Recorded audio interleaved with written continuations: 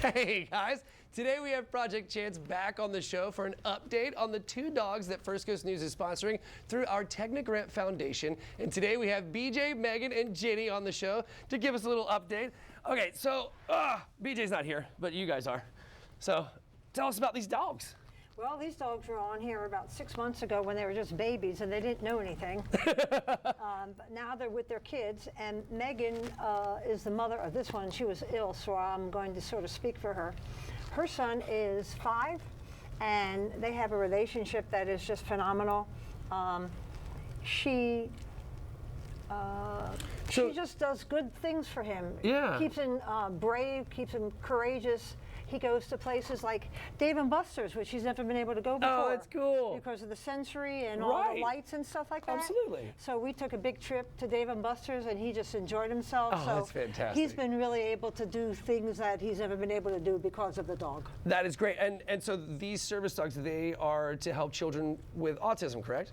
Yes. That is fantastic. So how do you train dogs in that respect, right? To help with children with autism? Well, the first thing we need to do is have a plan.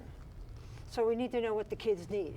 So sometimes kids with autism can't go places because of the sound or bright lights, or they don't like people in their face, or they can't tolerate acoustical sounds. Yeah. You know? So these dogs help to generate courage and stability, and the dogs actually help the kids with leadership development because they handle the dogs. Yeah.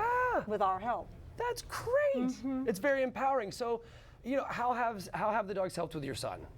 I've noticed a huge difference in his self-esteem. Yeah. And definitely his confidence, as well as I've also just noticed his balance. An overall difference with his balance and his anxiety, everything as a whole. I think he's just so much happier when Raven's around. Absolutely. So we have Raven, and what's our buddy here? Perkins. This is Perkins. Perkins and Raven. Yes. Oh, look, I know, you're so good. I know. Okay, so, does the dog get to interact and help with all the family members, or is it just... Yes, yes. In my house, I know that Raven has a very strong relationship with everybody in the family. So she does great with everybody. Excellent. Good deal. All right. How does the community respect the dog, when you guys take them out? Well, most of the time, because the dogs are almost an invisible piece.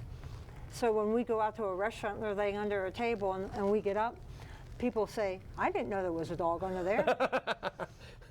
Because the manners and etiquette that we teach the dogs. They're just so good. Mm-hmm. Yeah. And also, there's no fuss. We walk into a place and they're dynamically quiet and doing their job. So nobody really puts up much fuss. Excellent. The community has really helped.